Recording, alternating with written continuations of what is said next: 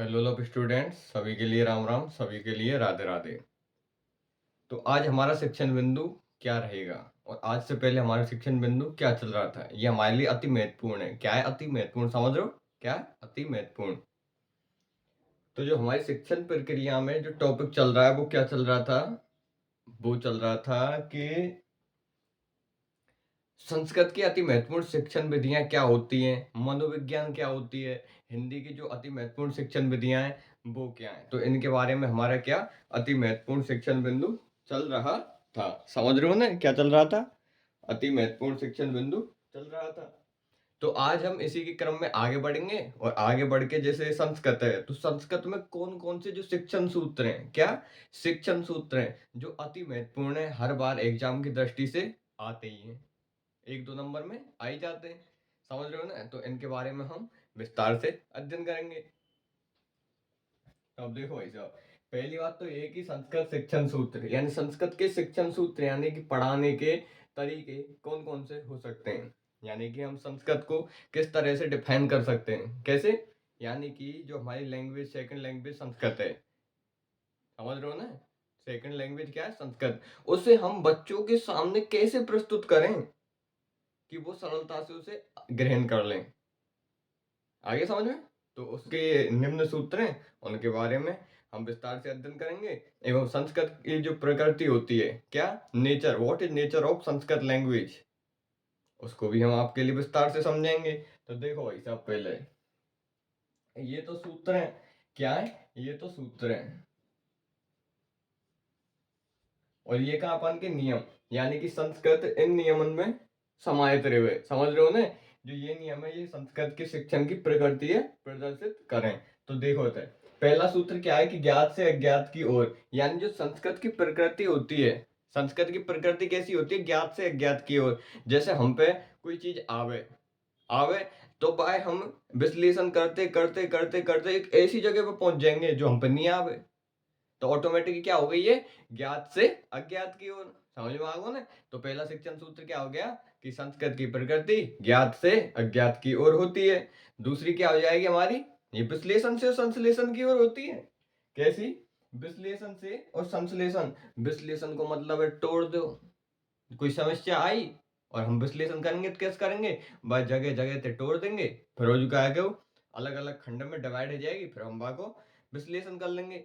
फिर वो जो क्या आएगी, विश्लेषण कर लियो तो अब समस्या जोड़नी हो तो पड़ेगी, तो वो हो जाएगा अपन को का संश्लेषण। है को ना संश्लेषण, यानी कि कोई समस्या को तोड़ना विश्लेषण, उसे जोड़ना हो जाएगा संश्लेषण। और हमारी संस्कृत की प्रकृति कैसी होती है? विश्लेषण से संश्लेषण की ओर। सबसे पहले क्या होता है? विश्लेषण, उसके बाद होता है संश्लेषण। समझ में आ रहा है ना? तो ऐसे हो जाएगा। ये हो गया हमारा एक और एक ही दो। अब तीसरी क्या है कि सरल से कठिन की ओर। जो हमारी संस्कृत है उसकी प्रगति होती है सरल से कठिन की ओर। जैसे कोई चीज है, वस्तु है, वो क्या है? सरल है। क्या है? सरल है। लेकिन हम डिफाइन करेंगे धीरे धीरे धीरे धीरे एक कठिन समय पे पहुंच जाएंगे। समझ रहे हो ना? एक कठिन कठिन अर्थ, अति महत्वपूर्ण जटिल अर्थ पे पहुंच जाएंगे। किससे? सरल से कठिन की ओर। सबसे पहले पढ़ेंगे का संधि, फिर समास, फिर वर्ण, ऐसे पढ़ते जाएंगे और भाई साहब छंद अलंकार और बिंद दो आन्न सटा टिन्नापन रट लेंगे। तो क्या प्रकृति हो जाएगी? सरल से कठिन की ओर, विश्लेषण से संश्लेषण की ओर, ज्ञात से अज्ञात की ओर। आगे देखो भाई साहब, विशिष्ट से सामान्य की ओर। कैसी है? विशिष्ट से सामान्य की ओर। आगमन विधि की प्रकृति कैसी हो? विशिष्ट से सामान्य की ओर होवे के नहीं होवे, ऐसे विशिष्ट से सामान्य की ओर कहेगी संस्कृत की प्रकृति है जाए। आगम समझ में? संस्कृत की प्रकृति हो जाती है। प्रत्यक्ष से प्रमाण की ओर।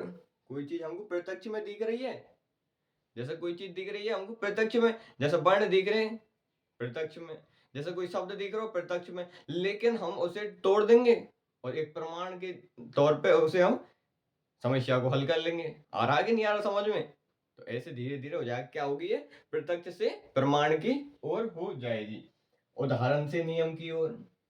अब भाई साहब उदाहरण से नियम की ओर तो आगमन विधि हुए, और आगमन विधि का है संस्कृत व्याकरण की सर्वोत्कृष्ट विधि है। काय की? संस्कृत व्याकरण की सर्वोत्कृष्ट विधि कौन सी है? आगमन विधि। आगमन विधि को शिक्षण सूत्र का उदाहरण से नियम की ओर, विशिष्ट से सामान्य की ओर, स्थूल से सूक्ष्म की ओर। क्या? स्थूल से सूक्ष्म की ओर, स्थूल से सूक्ष्म की ओर हो जाएगी। और या के विपरीत, आगमन के विपरीत क्या हो जाएगी? निगमन। निगमन क्या होगी? नियम से उदाहरण की ओर हो जाएगी ना। सामान्य से विशिष्ट की ओर, सूक्ष्म से स्थूल की ओर, जटिल से सरल की ओर। तो ऐसे ये हो जाएगी, समझ रहे हो ना। तो ये तो है कि हमारे क्या, संस्कृत शिक्षण से संबंधित अति महत्वपूर्ण शिक्षण बिंदु या सूत्र। आगे नहीं समझ में, ये हो गए। अब भैया आगे बढ़ो। अब यूं तो पता चलना चाहिए हमको कि जो अब संस्कृत पढ़ रहे हैं, तो जैसे भैया हमने पढ़ लियो कोई को सिद्धांत, क्रिया प्रसूत सिद्धांत पढ़ लियो, कोई की एसआर थ्योरी पढ़ ली, कोई को हमने नैतिक विकास सिद्धांत पढ़ लियो। पर हमको ये तो पता चलना चाहिए कि हम संस्कृत पढ़ रहे हैं, यहाँ में कौन कौन से सिद्धांत आएंगे, या को शिक्षण में कौन कौन से सिद्धांत की अहम भूमिका रहेगी, ये तो आना चाहिए हम पे। तब ये सिद्धांत ये रही है, खाए ये रही है, देखो आगे हम बताएंगे। पहले तो यहाँ पढ़ो, नोट है भाई साहब, 500 को नोट।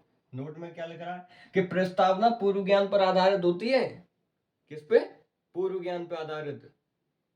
जैसे आपके विद्यालय का क्या नाम है, तो आप बता देंगे तुरंत ही, राजकीय उच्च माध्यमिक विद्यालय फलाना ढेका। समझ रहे हो ना। फिर के उस विद्यालय में कौन सा टीचर पढ़ाता है, फिर बता देंगे तो दो चार रन के नाम। फिरोजू के मतलब हमारे जो सुनील जी हैं, वो कौन सी विषय सबसे अच्छी पढ़ाते हैं। समझ में आ रहा हो कि नहीं आ रहा हो? तो ऐसे ही फिरोज भैया कोई समझ में नहीं आया तुरंत है कि समस्यात्मक, हमको पता ही नहीं कौन सी विषय सबसे बढ़िया पढ़ा है, क्योंकि वे तो कॉमन लेयर चल रहे हैं सब चीजें नहीं। तो समस्यात्मक हो जाएगा, जिसमें क्या है कि पूर्व ज्ञान पे आधारित होते हैं, और अंत का जो प्रश्न होता है वो समस्यात्मक प्रश्न होता है। किसमें? प्रस्तावना में। आओ समझ में। अब सिद्धांतन में आ जाओ। किनवा? सिद्धांतन में। अति महत्वपूर्ण सिद्धांतन में देखो, पहला है स्वाभाविकता का सिद्धांत। वैसे ही दिख रहा है, कोई चीज स्वाभाविक है, जो है रही है पहले ही, नेचुरल चीज है, वो हमारी संस्कृत से संबंधित रहेगी। मतलब जो स्वाभाविकता का सिद्धांत है, उसकी प्रकृति संस्कृत की प्रकृति से मैच खाती है। किससे? संस्कृत की प्रकृति से मैच खाती है। दूसरा सिद्धांत कौन सा देखो? दूसरा रुचि का सिद्धांत। रुचि, आदमी रुचि जब ही लेगो जब जब मतलब क्या है कि उसको कोई चीज अच्छी लगेगी, रोचक लगेगी, उससे वो अभिप्रेरणा लेगा, तभी तो उसे रुचि लगेगी कि नहीं लगेगी। तो वो क्या क्या, क्या लेगा? रुचि लेगा। समझ में आ रहा है। अगला क्या हो जाएगा? मौखिक कार्य सिद्धांत। जैसे पहले मौखिक क्या ना, मौखिक रूप से बोलेंगे और बोल के अपने कार्यों को सिद्ध करेंगे। तो ये हो जाएगा क्या? मौखिक मौखिक कार्य सिद्धांत। अगला क्या हो जाएगा? तत्परता का सिद्धांत। किसका? तत्परता का सिद्धांत। और ये सटाटे सिद्धांत किसमें आ जाएंगे? संस्कृत की शिक्षण प्रक्रिया को प्रभावी और इफेक्टिव बनाने के लिए प्रयोग किए जाते हैं। आगो न समझ में, देख लो भाई साहब। अब एक एक प्रश्न ध्यान तो आवे, बहुत तगड़ो प्रश्न आवे, क्योंकि हम पे तो आवे नहीं, लेकिन प्रश्न तो आएगा, प्रश्न तो रुके वो। देखो, सुक्ति, यानी सुक्ति को पहली बात तो ये कि संधि विच्छेद क्या होता है। सु प्लस उक्ति क्या होगा? सु प्लस उक्ति। सुक्ति को संधि विच्छेद है भाई साहब, लेकिन संधि कौन सी है ये तो आना चाहिए। तो भाई साहब दीर्घ संधि है गई, तो कौन सी है? दीर्घ। इते उ और इते उ, ये तो है वो बड़ो उ, बड़ो हुए को तो दीर्घ, तो ये कौन सी है? दीर्घ संधि। अर्थ का हो भाई साहब, या को अर्थ हो गया अच्छा कथन या विचार। यानी सुक्ति का जो अर्थ होता है वो क्या होता है?